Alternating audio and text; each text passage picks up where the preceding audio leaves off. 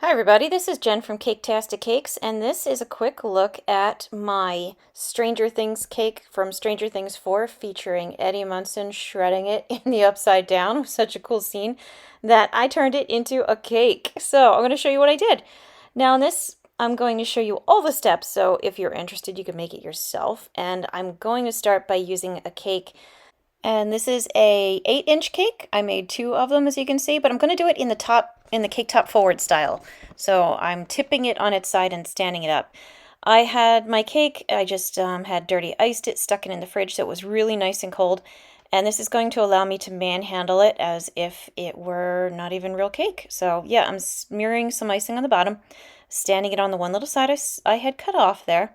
And then I'm going to, I guess, base coat it, you could say, in this kind of barfy pink salmon-y color here. And you can see there's the back end that was laying down when it was in the fridge.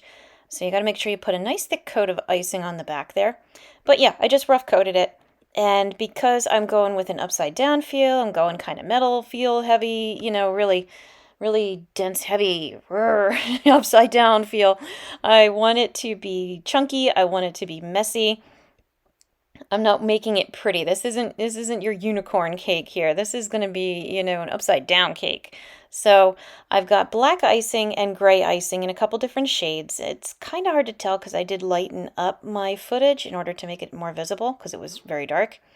But it's actually black and gray, and I'm just blending them together. I've got the bottom heavily black going on the sides. It's more gray at the top, more gray blended into the center, going onto my edge there that's showing, and I'm leaving that kind of pink opening there in the center near the top and a little bit to the right as well.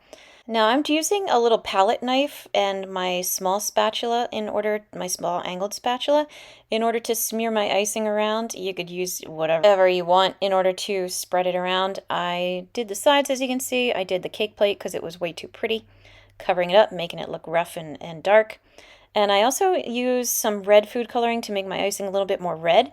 And I'm kind of going over that big main spot in the center there and giving a few little highlights here and there just to kind of break it up and make it a little more interesting looking. And yeah, just smearing it in. Nothing really set in stone. I'm going to take some more of my dark and kind of go over make little lines because I'm trying to make more of a cloud effect in that red in the center there. And that's what I came up with. So, not a whole lot of skill involved here, I don't think. It's not very clear. Now I've got some white food coloring on a paintbrush. It's a flat edge paintbrush, and I'm painting in my lightning bolts. I'm going just as nice and gently as I can because I'm trying really hard not to blend the white food coloring into the icing. I'm trying to just lay it on top of the icing. And it is working, so I was happy with it. I'm trying to create that kind of light center where all the lightning's coming from.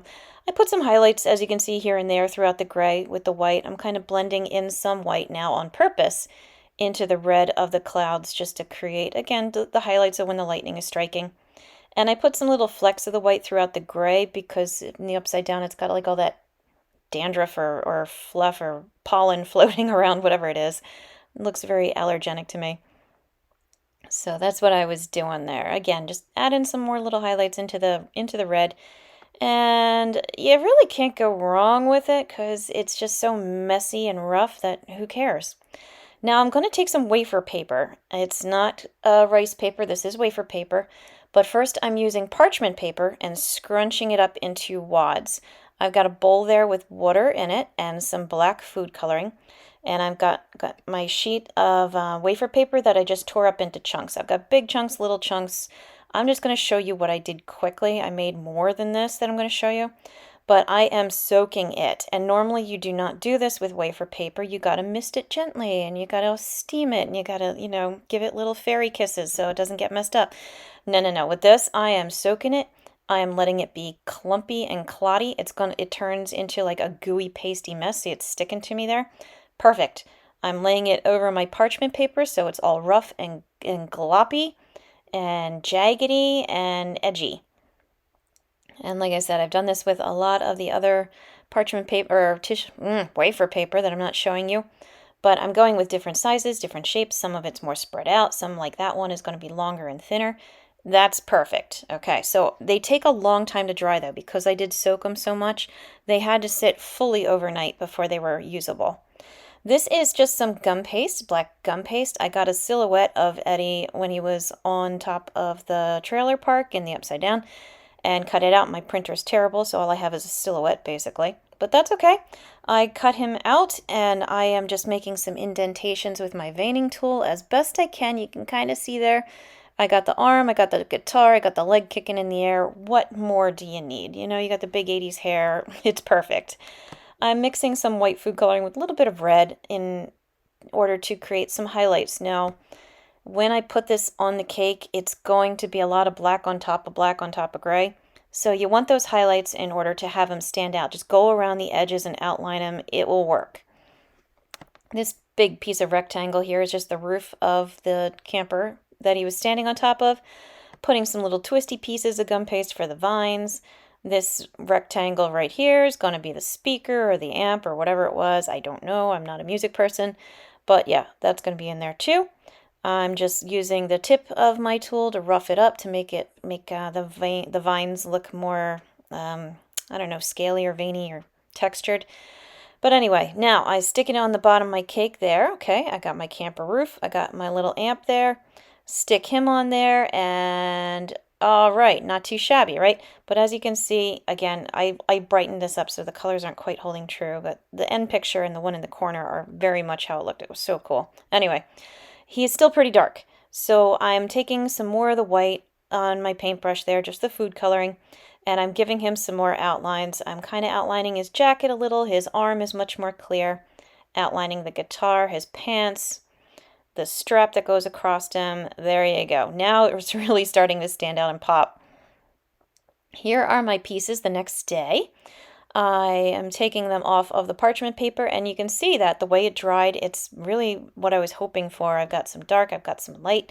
It's very craggly and scraggly. It's very rough and edgy and sharp and jagged and perfect. I don't know. It kind of reminds me of the bats or the demi-gorgon bats, whatever they were called in the show.